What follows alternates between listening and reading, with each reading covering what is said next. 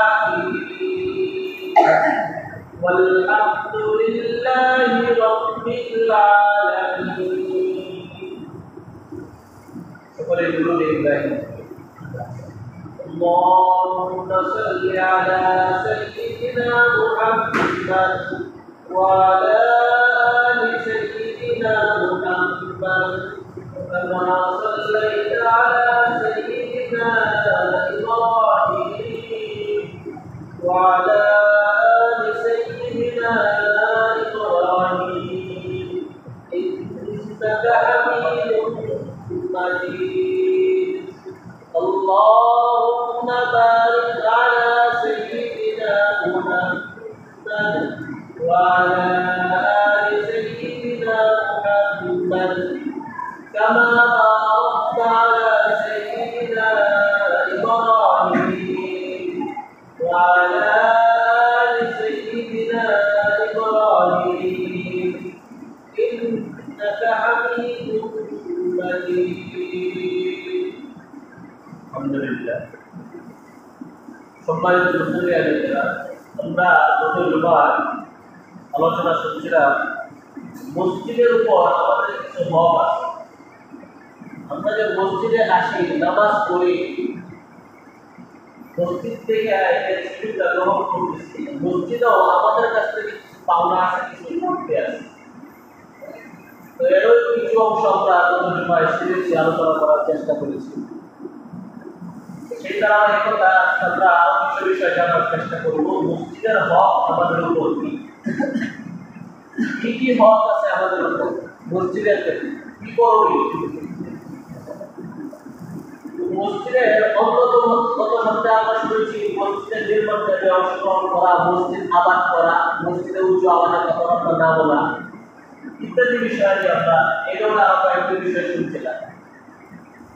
তো তো মসজিদ পৃথিবীর একমাত্র ঘর যেখানে সকল মুসলমানের প্রবেশাধিকার উন্মুক্ত, কোনো বাধা নিষেধ নাই, সকলের এখানে প্রবেশের সুযোগ রয়েছে, অনুমতি রয়েছে। এখানে প্রবেশ করতে হলে কারো অনুমতি দিতে হয়। মসজিদ এমন একটি স্থান যেখানে আমরা সপ্তাহে শুনেছি যে আল্লাহ তাআলা মসজিদে আগমন ব্যক্তির জন্য আতিথেয়তার ব্যবস্থা করে। মসজিদে যারা আসে তারা আল্লাহর আল্লাহ। এখন মসজিদে আসতে আমার কি করণীয়? আমার অনেকগুলো করণীয় আছে।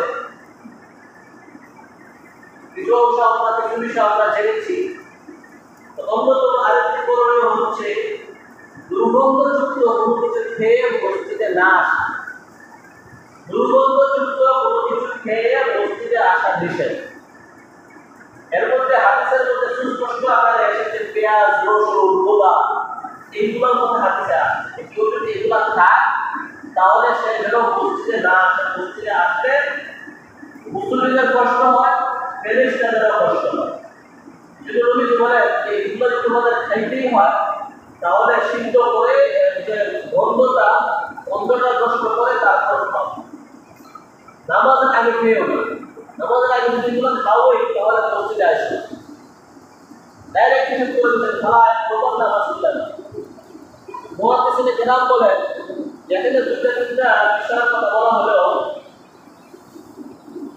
এমন যে কোনো জিনিস হাতে করে নিয়ে আসা নিষেধ যেটার মাধ্যমে আপনার কাছ থেকে আরেকজন আপনার দুর্গন্ধের মাধ্যমে আরেকজন কষ্ট পেতে পারে।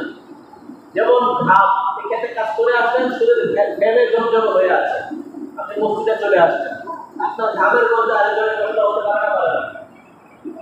আপনি সিগারেট পান করেন, সিগারেট খেয়ে মসজিদে চলে আসছেন, আপনার মুখের দুর্গন্ধ আরেকজনকে যেমন কষ্ট দিবে, মসজিদে থাকা রহমতের ফেরেশতারাও কষ্ট পাবে। ঠিক মতো যে কোনো কিছু হতে পারে। আপনি কোনো ধরনের গন্ধ বহন করে মসজিদে নিয়ে আসলে পারবেন না নিষেধ। রাসূলুল্লাহ সাল্লাল্লাহু আলাইহি ওয়াসাল্লাম আয়েশা রাদিয়াল্লাহু তাআলা বলেন যে আমাদের খেতে খেতে কাজ করে মদিনার আশপাশের এলাকার যারা যে যেখানে থাকতো শুক্রবার সময় নবীজির পিছনে নামাজ পড়ার জন্য মসজিদে নববীতে চলে আসে। আবাদের মানুষ আবার পড়ে আসে। দেখা যাচ্ছে ওদের আবার মধ্যে ক্ষেতের কাদা লেগে আছে, রাস্তা দিয়ে আসতে ধুলাবালি লেগে আছে। তখন নবীজি একদিন বললেন যে আমার শিষ্যরা সাহাবায়ে কেরাম, তোমরা যদি আজকের এই দিনটার জন্য একটু ভালোভাবে পরিষ্কার পবিত্রতা অর্জন করতে, কারণ হলো শুক্রবারে জমায়েত বেশি হয়, এই জন্য শুক্রবারে একটু বিশেষভাবে গুরুত্ব দেওয়া হবে। অন্য আরেক হাদিসে এসেছে মা আলা আহাদিকুম ইন ওয়াজাদা সাআতান আন ইয়াত্তাখিযা সাওবাইহি লিজুমআতিহি সিওয়া সাওবাইহি তাতি।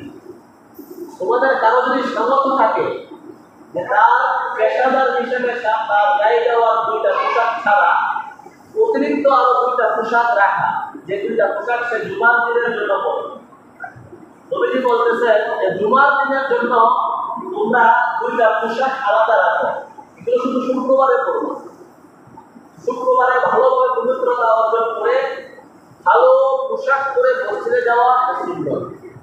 আল্লাহ তাআলা কোরআনে কারীমের মধ্যে ارشاد করেন ইয়া বানি আদামা খুযু যিনাতাকুম ইনদা কুল্লি মাসজিদ। হে আদম সন্তান, তোমরা মসজিদে যাওয়ার সময় সাজ সজ্জা অবলম্বন করো। আমি আল্লাহ তাআলার সামনে দাঁড়াতে যাচ্ছি, আমি যদি গান্দা শরীর নিয়ে ময়লা পোশাক নিয়ে চলে যাই, এটা কি আমি যদি কোনো বাদশার দরবারে যাই, রাষ্ট্রীয় দায়িত্বশীল কোর্টে যাই, তাহলে কি আমি যেতে পারবো? আমি সামাজিক কোনো নেতৃস্থানীয় ব্যক্তির কাছে গেলে যদি আমি ময়লা কাপড় চোপড় নিয়ে যেতে না পারি, তাহলে রবের সামনে আল্লাহর সামনে দাঁড়াইতেছি। ময়লা মানে হলো ময়লা মানে যেই ময়লা থেকে গন্ধ আসে, ময়লা হইতে হইতে একবারে গন্ধ বের হয়েছে, ঘামের গন্ধ, ময়লার গন্ধ, খানার গন্ধ, দেখতে খুবই খারাপ দেখা যায়। এমন পর্যায়ে হইলে অবশ্যই আমাকে কাপড় পরিবর্তন করে পবিত্রতা পরিষ্কার অর্জন করে আসতে হবে। আজকে মসজিদে আসার ক্ষেত্রে করণীয় দুটো বিষয় জানলাম। একটা হলো দুর্গন্ধ নিয়ে আসা যাবে না, উত্তম পোশাক পরে ভালোভাবে পবিত্রতা অর্জন করে আসতে হবে। তিন নাম্বার, মসজিদে দুনিয়াবি কথাবার্তা বলা যাবে না।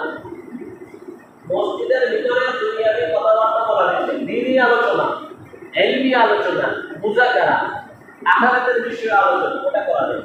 হাদিসের মধ্যে এসেছে রাসূলুল্লাহ সাল্লাল্লাহু আলাইহি ওয়াসাল্লাম বলেন, ইয়াতি আলান নাস জামানুন ইয়াতাহাল্লাকুনা ফি মাসাজিদিহিম ওয়া লাইসা হিম্মাতুহুম ইল্লা দুনিয়া ফালাইসা লিল্লাহি ফীহি হাজাতুন ফালা তুজালিসুহু। এমন একটা সময় আসবে যখন মানুষ মসজিদের ভিতরে মজলিস বসাবে, হালকা বসাবে। এই হালকার বিষয়বস্তু হবে দুনিয়াবি আলোচনা। এই ধরনের মজলিসের আল্লাহর কোনো প্রয়োজন নেই। নবীজি বলতেছেন কি, এই ধরনের মজলিসের আল্লাহর কোনো প্রয়োজন নাই। অতএব তোমরা এই ধরনের মজলিস পরিহার করে চলো।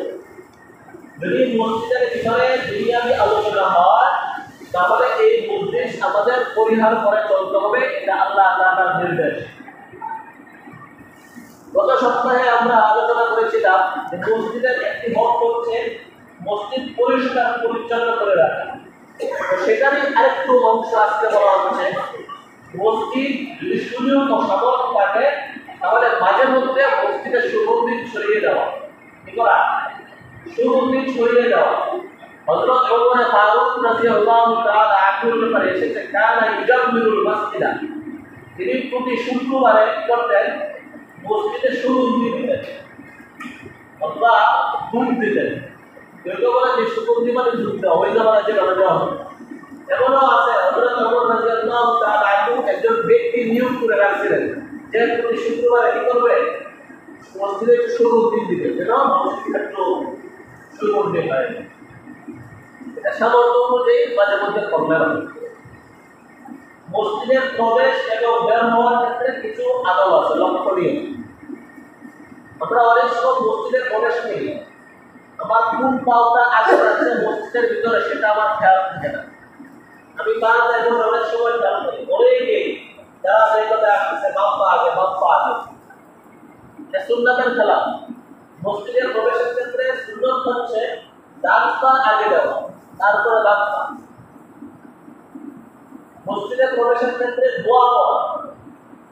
নবীজি বলেন, তোমাদের কেউ যখন মসজিদে প্রবেশ করবে সে যেন আমার উপর দুরূদ পড়ে এবং বলবে আল্লাহুম্মা ইন্নী আসআলুকা, যেন বলা আল্লাহুম্মা ইফতাহ লি আবওয়াব রাহমাতিক, এটা মসজিদে প্রবেশের সময়। আর বের হওয়ার সময় আল্লাহুম্মা ইন্নী আসআলুকা মিন ফাদলিক। তো মুহাদ্দিসিনে কেরাম বলে যে নবীজির নির্দেশ মসজিদে প্রবেশের সময় এবং বের হওয়ার সময় দুরূদ পড়তে হবে, আবার বিসমিল্লাহ বলতে হবে। তো বিসমিল্লাহ, দোয়া এবং দুরূদ এই তিনটা সমন্বয় একসাথে হবে এভাবে, বিসমিল্লাহি ওয়াস সালাতু ওয়াস সালামু আলা রাসূলিল্লাহ, আল্লাহুম্মা ইফতাহ লি আবওয়াব রাহমাতিক, আল্লাহুম্মা ইন্নী আসআলুকা মিন ফাদলিক। আমরা অবশ্যই মসজিদে প্রবেশের এবং বের হওয়ার সময় এই দোয়াগুলো বলার চেষ্টা করব। বিসমিল্লাহ বলবো, নবীজির উপর দুরূদ পড়ব, সালাত ও সালাম পেশ করব। নবীজি নিজেও যখন মসজিদে প্রবেশ করতেন, হযরত ফাতেমা রাদিয়াল্লাহু তাআলা আনহা বলেন, নবীজি যখন মসজিদে যেতেন তখন বলতেন বিসমিল্লাহি ওয়াস সালাতু আলা রাসূলিল্লাহ, আল্লাহুম্মা ইফতাহ লি আবওয়াব রাহমাতিক। নবীজি নিজেও মসজিদে প্রবেশের সময় এভাবে দোয়া করতেন। আবার আরেক হাদিসে যেহেতু দুরূদের কথা আছে, সালাতের কথা, এজন্য আমরা সালাতু ওয়াস সালাম বলি। তো মসজিদে প্রবেশ করব ডান পা দিয়া এবং দোয়া করে প্রবেশ করব। বের হওয়ার সময় আগে বাম পা দিব এবং দোয়া করে বের হব। এটা আমাদের উপর মসজিদের হক এবং দায়িত্ব। মসজিদে প্রবেশের পর তাহিয়াতুল মসজিদ বা দুখুলুল মসজিদ 2 রাকাত নামাজ পড়া। যদি সময় থাকে যে আমি মসজিদে এসেছি, আমার হাতে সময় আছে এবং এখন নামাজ পড়ার বৈধ সময়, সুন্নত পড়ার আগে আর সময় আছে, তাহলে অতিরিক্ত 2 রাকাত পরে তারপর বসা। নবীজি বলেন, ইদা দাখালা আহাদুকুল মাসজিদা ফালা ইয়াজলিস হাত্তা ইউসাল্লি রাকাতাইন। তোমাদের কেউ যখন মসজিদে প্রবেশ করবে তখন 2 রাকাত নামাজ না পড়ে যেন না বসে। অবশ্য যদি সময় না থাকে, যার পাশে আছে সুন্নতটা পড়া যাবে, সুন্নত করে নাও, অথবা ফজরের সময় তো ফজরের সুন্নত ছাড়া নামাজ পড়া নিষেধ, মাগরিবের সময় মাগরিবের আগে ফরজ নামাজ পড়া নিষেধ, ওই সময়গুলো এর বাহিরে। এছাড়া বাকি আসর, জোহর, এশা বা অন্যান্য দিকে মসজিদে আসলাম, দুই রাকাত নামাজ পড়ব, এটা খুবই গুরুত্বপূর্ণ ছিল। এখানে একটা মাসালা আমরা জেনে রাখি, ফুকাহায়ে বলেন কেউ যদি মসজিদে এসে না বসে ডাইরেক্ট সুন্নতে দাঁড়ায় যায় অথবা ফরজ নামাজ শুরু হয়েছে ফরজ নামাজে শরীক হয়ে যায়, তাহলেও মসজিদের যে একটা হক আছে আমার উপর, যে মসজিদে এসে দুই রাকাত নামাজ পড়া মসজিদের সম্মানে, এই হকটা আদায় হয়ে যাবে। কিন্তু মসজিদে এসে যদি কেউ বসে যায় তাহলে আর এই হক আদায় হবে না, বসে পড়তে হবে। কি করতে হবে? আমি যদি চাই যে মসজিদের যে হক আছে দুই রাকাত তাহিয়াতুল মসজিদ বা দুখুলুল মসজিদ নামাজ পড়া, এটা করতে হবে মসজিদে এসে না বসার আগে। সময় নেই আমি সুন্দরে দাঁড়ায় গেলাম না বসে, অথবা ফরজে শরীক হয়ে গেলাম, তাহলেও আমি ওটা ফজিলত পেয়ে যাব। আমি মসজিদে আছি, আজান হয়ে গেছে, এখন মনে হয়েছে আমার খেতে তো কাজ আছে, একটু খেতে আমার লাগাইতে হবে, নিষেধ, বের হওয়া যাবে। আজানের পর মসজিদ থেকে বের হওয়া নিষেধ। নবীজি বলেন আজানের পর মসজিদ থেকে বের হয় দুই শ্রেণীর লোক, এক হলো মুনাফিক, সে মসজিদে আসবে, আর একজন হলো প্রয়োজন আছে, ওদের সাথে প্রয়োজন হতে পারে, প্রয়োজনে বের হয়েছে আবার সে মসজিদে চলে আসবে। অবশ্য দ্বিতীয় আরেকটা শ্রেণীও আছে, এটা হলো কোনো ব্যক্তি অন্য আরেক মসজিদের ইমাম বা মুয়াজ্জিন, এখন আজান হয়ে গেছে, সে ওখানে গিয়ে নামাজ পড়াইতে হবে, তাহলে সেও যেতে পারে, সেটা দিয়ে নামাজ পড়াবে বা পড়বে। এছাড়া আর কারোর জন্য মসজিদ থেকে আজানের পর বের হওয়ার সুযোগ নাই, নিষেধ। আমি যদি বের হই তাহলে মুনাফিকের কাতারে আমার নামটা লেখা হয়ে যাবে। আমি শুক্রবারে মসজিদে বসে আছি, আজান হয়েছে, আমি বের হয়ে গেলাম অন্য একটা কাজে, দুনিয়াবি কাজে, তাহলে আমি মুনাফিক হয়ে যাব। তাতে সতর্ক থাকবেন, যে কোনো অবস্থার ক্ষেত্রে এটা হতে পারে। মসজিদে যাওয়ার ক্ষেত্রে ধীরস্থিরভাবে যাওয়া, দৌড়ে না যাওয়া। অনেক সময় আমরা এখানে কি যাওয়া শুরু হয়ে গেছে, তখন দৌড় শুরু করি যেন আমার রাখারটা মিস না হয় না, অনেক সময় অনেকের এই মুখটা করা হয়। তো দৌড় দেওয়া যাবে না, আস্তে আস্তে যেতে হবে।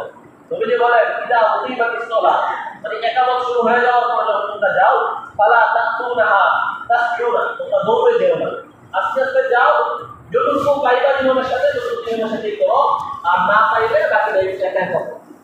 এর মাঝখানে অতিরিক্ত একটা মাসআলা বলে নেই, আমরা অনেক সময় মসজিদে আসলে কি করি, ইমাম সাহেব সিজদায় আছে বা বৈঠকে আছে, আমরা দাঁড়িয়ে আছি, ইমাম সাহেব বলে থেকে উঠুক, তারপর আমি আমার শরীর করব, এটা নিষেধ। ইন্নামা জুইলাল ইমামুল ইমাম, ইমাম সাহেবকে আপনি যে অবস্থায় নামাজে দিয়ে পাবেন সেখানেই শরীর হয়ে যেতে হবে। এখন আপনি গিয়া ইমাম সাহেবকে সিজদায় পাইলেন, আপনি সিজদায় গেছেন, তো দেখেন যে ইমাম সাহেব উঠে গেছে, আপনি একবার সুবহান রাব্বিয়াল আলা বলে তারপর উঠলেন, বুঝছেন?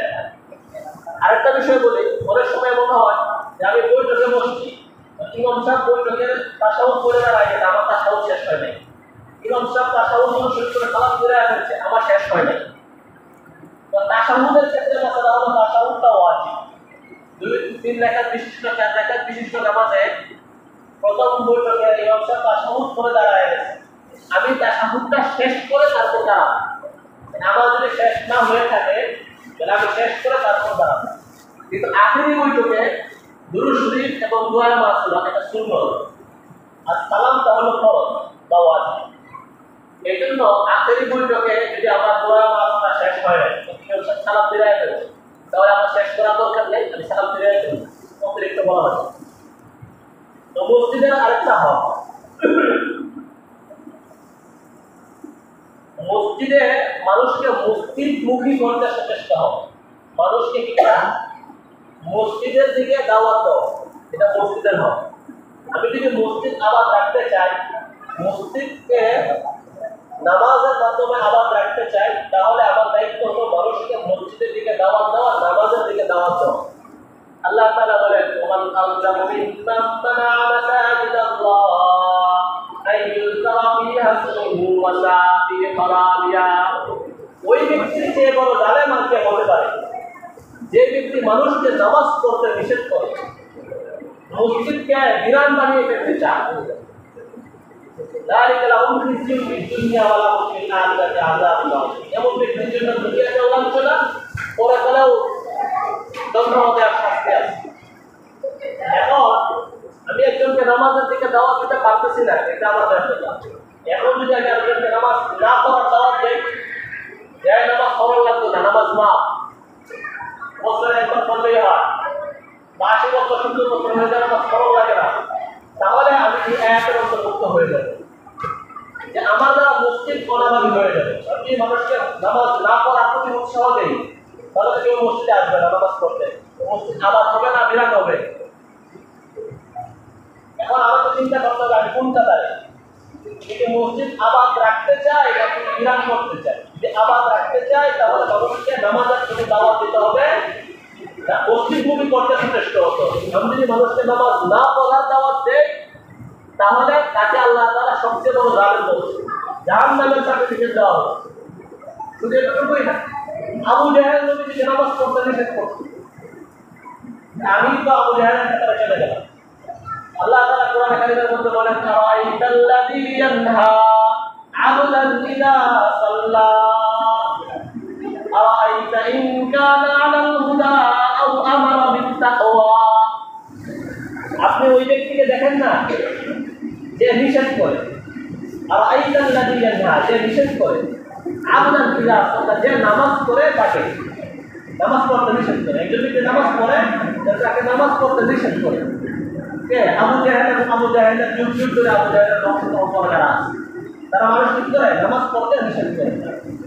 আরাইতা ইন কানা আলাল হুদা আও আমারা বিত্তাকওয়া, তো যে ব্যক্তি নামাজ পড়ে সেই তো হেদায়েতের উপর আছে এবং মানুষকে তাকওয়ার নির্দেশ করে। আরাইতা ইন কাযাবা ওয়া তাওয়াল্লা, আর যে ব্যক্তি মানুষকে নামাজ পড়তে নিষেধ করে সেই সত্য থেকে বিমুখ হয়ে গেছে, সত্য প্রত্যাখ্যান করেছে। তো যে নামাজ পড়ে তার সেই তাকওয়াদার হতে পারে, তার দ্বারাই আরেকজনকে তাকওয়ার দিকে দাওয়াতের কাজ বলতে পারে, সেই হেদায়েতের উপর আছে, এটা আল্লাহ তাআলা বলছেন। আর যে আরেকজনকে নামাজ পড়তে নিষেধ করে, বলে যে নামাজ মাপ, নির্ধারিত বয়স হয়ে যাওয়ার পর নামাজ পড়া লাগে না, এরকম কোনো কথা শরীয়তে নাই। নির্ধারিত বয়স হয়ে গেলে নামাজ পড়তে হয় না, এরকম কোনো কথা ইসলামে নেই। যদি কেউ বলে যে নির্ধারিত বয়স হয়ে গেলে নামাজ পড়তে হবে না, সেও এই আয়াতের অন্তর্ভুক্ত হবে এবং এই ধরনের ব্যক্তিদেরকে আল্লাহ তাআলা বলতেছে তারা সত্য থেকে বিমুখ হয়ে গেছে, সত্য প্রত্যাখ্যান করেছে। যারা নামাজ পড়ে তারাই তাকওয়াবান, নামাজ না পড়লে মুত্তাকি হতে পারে না। উদাল্লিল মুত্তাকিন আল্লাযীনা ইউমিনুনা বিল গায়বি ওয়া ইউকিমুনাস সালাহ। আল্লাহ তাআলা বলতেছেন কুরআন হেদায়েত তাদের জন্য, মুত্তাকিদের জন্য। মুত্তাকি কারা? যারা নামাজ কায়েম করে, ঈমান রাখে, আল্লাহ তাআলার প্রতি, গায়বের প্রতি বিশ্বাস রাখে, নামাজ প্রতিষ্ঠা করে, অমিম্মা রাযাকনাহুম ইউনফিকুন, আল্লাহর প্রতি দান খয়রাত করে, তারাই কি মুত্তাকি। আমি যদি মুত্তাকি হতে চাই তাহলে অনেকগুলো কাজ করতে হবে। তাকওয়ার যে পরিধিটা, শরীয়তের পরিপূর্ণ পাবন্দের ভিতরে আসতে হবে। কিন্তু এর মধ্যে এক নম্বরে হলো আমাকে নামাজ পড়তে হবে। আল্লাহ তাআলা প্রথমেই ঈমানের পর নামাজের কথা বলছেন তাকওয়ার পরিচয় দিতে গিয়ে, যে আল মুত্তাকিন আল্লাযীনা ইউমিনুনা বিল গায়বি ওয়া ইউকিমুনাস সালাহ। ঈমানের পরে কি করে? নামাজ প্রতিষ্ঠা করে। তো নামাজের মাধ্যমে আমি তাকওয়াবান হতে পারবো, মুত্তাকি হতে পারবো। নামাজ ছাড়া কেউ কখনো মুত্তাকি হতে পারে না। আর যদি কেউ নামাজ পড়তে বাধা দেয় তাহলে তো ওটা আরো অনেক বড় অপরাধ। এটা যেমন আসলে বইম্মা মানার পর্যায়ে চলে যাবে। তো মসজিদে একজন ব্যক্তি আসবে, মসজিদের দিকে আমার পদক্ষেপ যত বেশি হবে তত বেশি হবে। এটা আমরা ইতিপূর্বে আলোচনা শুনেছি। মসজিদে এসে দুনিয়ার কথা তো বলবোই না, মসজিদের হক হলো মসজিদে এসে জিকির আজকার কি করা। এক সাহাবী মসজিদে এসে, এক গ্রাম্য আর কি, গ্রাম্য বেদুইন সাহাবী মসজিদে এসে প্রস্তাব করা শুরু করে দিলেন। তখন একজন সাহাবী টেনে টেনে গেলেন, এই মসজিদে প্রস্তাব করতেছে। তখন নবীজি বলেন, থামো থামো, সে তো গ্রামের থেকে আসতে বুঝে নাই। তো প্রস্তাব করার পরে নবীজি একজন সাহাবীকে বলেন, বালতিতে ধুয়ে দাও। তো ধুয়ে দেওয়া হলো। এরপর নবীজি বললেন যে ইন্না হাযিহিল মাসাজিদা লা তাসলুহু লিশাইইন মিনাল বাউলি ওয়ালা তাসিল। এই যে মসজিদগুলা, এই মসজিদগুলা কোনো ধরনের নোংরা কাজের জন্য না। ইন্নামা হিয়া লিযিকরিল্লাহি ওয়াস সালাতি ওয়া কিরাআতিল কুরআন। এই মসজিদ হলো নামাজ, কিরাআত, জিকির, এগুলোর জন্য। আরেক হাদিসে নবীজি বলেন যে কিছু লোক মসজিদে বসে আল্লাহর জিকির কোরআন তেলাওয়াত ইত্যাদি করতে থাকে, তো তাদের উপর আল্লাহর পক্ষ থেকে রহমত নাযিল হয়, ফেরেশতারা তাদেরকে বেষ্টন করে রাখে, রহমত তাদের চতুর্দিকে বেষ্টন করে রাখে, এবং আল্লাহ তাআলা তার কাছে যারা আছেন ফেরেশতাদের মজলিসে তাদের কথা আলোচনা করে। মসজিদের আরেকটা গুরুত্বপূর্ণ হক হচ্ছে জামাত কায়েম করা, জামাতের আগে আযান এবং ইকামত, এটা মসজিদের হক। যে পাঁচ ওয়াক্ত নামাজ যথাযথভাবে আযান এবং ইকামতের মাধ্যমে জামাত প্রতিষ্ঠা করা। আযান তিনি দেন, এর ব্যাপারে হাদিসে এসেছে আল মুয়াজ্জিনুনা আফদালুন নাসি আনাকান ইয়াউমাল কিয়ামah, যারা আযান দেন মুয়াজ্জিন কিয়ামতের দিন তাদের গানগুলো আরো উঁচা হবে, লম্বা হবে, অর্থাৎ তাদেরকে স্পেশাল ভাবে কোনো চিন্তা করবে যে তারা মুয়াজ্জিন। ওই জন্য আযান এটা আমাদের একটা ফজিলতপূর্ণ বিষয়। হাদিসে এসেছে লা ইয়াসমাউ মাদা সাউতিল মুয়াজ্জিন জিন্নুন ওয়ালা ইনসুন ওয়ালা শাইউন ইল্লা শাহিদা লাহু ইয়াউমাল কিয়ামাহ। আযানের আওয়াজ, মুয়াজ্জিনের আওয়াজ যেই পর্যন্ত যায়, জিন, ইনসান, মানুষ অথবা যা কিছু আযানের আওয়াজ শুনে সবাই মুয়াজ্জিনের পক্ষে কাল কিয়ামতের দিন আল্লাহর দরবারে সাক্ষ্য দিবেন। এজন্য আমাদের সুযোগ হলে অবশ্যই এই নিয়ামতটাও, এই মর্যাদাটাও অর্জনের চেষ্টা করা উচিত। আমরা অনেক সময় আরো অন্যদেরকে বাধা দেওয়ার চেষ্টা করি, যেমনটা কখনোই কল্যাণের ক্ষেত্রে কখনোই কাউকে বাধা দেওয়া এটা ভালো ব্যক্তির পরিচয় না। হাদিসের মধ্যে এসেছে আদালু আলাল খাইরি কাফাইলি, কেউ যদি আরেকজনকে কল্যাণের পথে রাস্তা দেখায় দেয়, এগিয়ে দেয়, তাহলে সে নিজেও ওই কাজটা করার সমান সওয়াব পাবে। যেমন মনে করেন একজন একটা মাঠ কিনে রেখেছে বা মাদ্রাসা করবো, আমি তাকে একটু সহযোগিতা করলাম, গাড়ি দিয়ে আগ্রহ দিলাম বা 2 টাকা দিলাম, অথবা কিভাবে পড়ালেখা করতে হবে এটা বলে দিলাম, একটু মাটি দেখে চলে যাইতে হবে, দাওয়াত দিয়ে গেলাম, তাহলে সে যেই পরিমাণ সওয়াব পাবে আমি না দিয়েও এই পরিমাণ সওয়াব পাবো, কেন আমি তাকে সহযোগিতা করি। এই জন্য কল্যাণের কাজে সহযোগিতা করা এটা কল্যাণের করার সমপরিমাণ সওয়াব। আল্লাহ তাআলা আমাদেরকে তৌফিক দান করুন। আরেকটা বিষয়, মসজিদ নিয়ে গর্ব করা। অনেক সময় দেখা যায় যে মসজিদ চমৎকার চাকচিক্যময়, সাজসজ্জা যদি বেশি হয়ে যায়, তাহলে মসজিদের যারা দায়িত্বশীল মহল্লাবাসী থাকে তারা মসজিদ নিয়ে বড়াই করে, গর্ব করে। হাদিসের মধ্যে এসেছে ইন্না মিন আশরাতিস সাআতি আন-নাস ইয়াতাদাহা আন-নাসুল মাসাজিদ, কিয়ামতের আলামত হচ্ছে মানুষ মসজিদ নিয়ে বড়াই করবে, গর্ব করবে। হযরত আনাস ইবনে মালিক রাদিয়াল্লাহু তাআলা আনহু বলেন ইয়াতি আলান নাস জামানুন ইয়াতাবাহাউনা বিল মাসাজিদি ওয়া লা ইয়া'বুদুনাহা ইল্লা কালিলা। কিয়ামতের আগে একটা সময় আসবে যখন মানুষ মসজিদ নিয়ে বড়াই করবে, গর্ব করবে যে আমাদের মসজিদটা কত চমৎকার চাকচিক্যময়, কিন্তু মসজিদ আবাদ করবে না। কি করবে না? মসজিদ আবাদের ক্ষেত্রে তাদের কোনো খবর থাকবে না, কিন্তু বড়াইয়ের ক্ষেত্রে, অহংকার প্রদর্শনের ক্ষেত্রে, অন্যদের ক্ষেত্রে, বড়দের ক্ষেত্রে তাদের খুব বাড়াবাড়ি প্রদর্শন করে। ওলামায়ে কেরাম বলেন এটা নিষেধ, জায়েজ নেই, কিন্তু মসজিদ চমৎকার আকারে সাজাইতে নিষেধ নেই। মসজিদ আল্লাহর ঘর, নিজের ঘর সাজাইতে পারে, এটা আল্লাহর ঘর সাজাইতে নিষেধ কি? আল্লাহর ঘর অবশ্যই আমি সাজাবো সাধ্যমতো, কিন্তু এটা নিয়ে কোনো ধরনের বড়াই বা অহংকার যেন না থাকে। আমি আল্লাহর জন্য করতেছি, এই নিয়তে ইখলাসের সাথে কাজ করি। এবং অবশ্যই আনাস রাদিয়াল্লাহু তাআলা যে বলছে যে মানুষ মসজিদ আবাদ রাখতে পারে, সেটা যেন আমার ক্ষেত্রে বাস্তবায়ন না হয়, সেটা আমাদের চেষ্টা করতে হবে। আল্লাহ তাআলা আমাদেরকে মসজিদের হকগুলো যথাযথভাবে আদায় করার তৌফিক দান করুন, মসজিদের ইহতিমাম করার, আদব রক্ষা করার তৌফিক দান করুন। আমিন। ওয়া আখিরু দাওয়ানা আলহামদুলিল্লাহি রাব্বিল আলামিন। আলহামদুলিল্লাহ والصلاة والسلام على من لا نبي بعده. أما بعد فأعوذ بالله من الشيطان الرجيم. بسم الله الرحمن الرحيم. وأن المساجد لله فلا تدعوا مع الله أحدا. وأيضا قال تعالى ومن أظلم ممن منع مساجد الله أن يذكر فيها اسمه وسعى في خرابها. وقال تعالى رأيت الذي ينهى عبدا إذا صلى رأيت إن كان على الهدى إلى آخره. لا يلتقي بالله إننا قد سمعنا تحمل بنفسه وحكم بها علينا فعلينا أن نستمتع بحقوق المسجد ولا نمنع أحدا عن الصلاة أبدا، لأن منع الصلاة لأن منع الناس عن الصلاة هذا هو فعل أبي جهل. أن أبا جهل كان منع رسول الله صلى الله عليه وسلم عن الصلاة، فإن نفعل ذلك نعد من أبناء أبي جهل.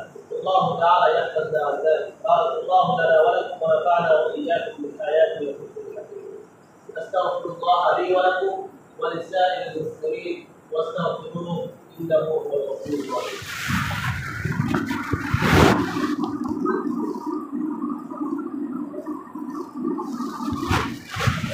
إن الحمد لله نحمده ونستعينه ونستغفره ونؤمن به ونتوكل عليه ونعوذ بالله من شرور أنفسنا ومن سيئات أعمالنا.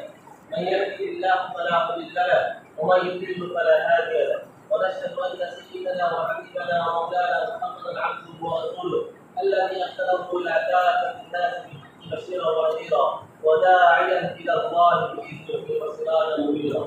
أما بعد فأعوذ بالله من الشيطان الرجيم. بسم الله الرحمن الرحيم. إن الله وملائكته يصلون على النبي يا أيها الذين آمنوا صلوا عليه وسلموا تسليما. اللهم صل على محمد عبدك ورسولك وصل على المؤمنين والمؤمنات والمسلمين والمسلمات وبارك على محمد وآله وصحبه وسلم. قال النبي صلى الله عليه وسلم: خير أمتي أبو بكر وأشدهم في أمر الله عمر وأصدقهم حياء عثمان وقضاهم علي وفاطمة سيدة نساء أهل الجنة والحسن والحسين سيدا شباب أهل الجنة وأنت رسول الله وأنت رسوله. اللهم اغفر للعباس وولده رضوان الله تعالى عليهم أجمعين. اللهم انصر الإسلام والمسلمين في أنواع خصوصا في فلسطين وكشمير والصومال وغير ذلك. اللهم ألف بين قلوبهم وأصلح بينهم. اللهم اغفر للكفرة والمشركين والمبتدعين واليهود والنصارى والمجوس والمجوس. اللهم وزدنا معهم. اللهم شتت شملهم. اللهم خرج عملهم. اللهم خرج دنياهم. اللهم اجعل حكومة بلدنا هذا حكومة إسلامية. اللهم اجعل حكومة بلدنا هذا حكومة إسلامية. عباد الله رحمكم الله، إن الله يأمر بالعدل والإحسان وإيتاء ذي القربى وينهى عن الفحشاء والمنكر والبغي يعظكم لعلكم تذكرون. ولذكر الله تعالى